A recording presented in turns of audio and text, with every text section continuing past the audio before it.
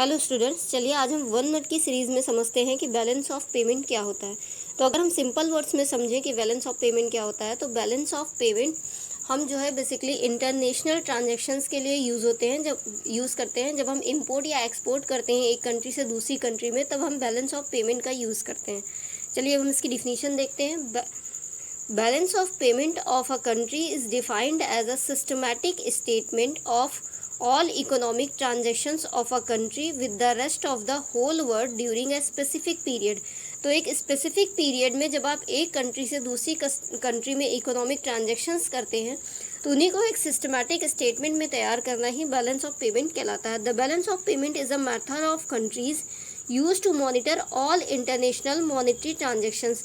तो ये कंट्रीज़ का एक मेथड होता है जो कि यूज़ किया जाता है सभी इंटरनेशनल मॉनेटरी ट्रांजेक्शन्स को मॉनिटर करने के लिए, वो भी एक स्पेसिफिक पीरियड ऑफ टाइम में।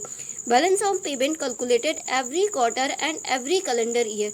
तो बेसिकली बैलेंस ऑफ पेमेंट हम जो है एवरी क्वार्टर या फिर एवरी कैलेंडर ईयर में कैलकुलेट करते हैं।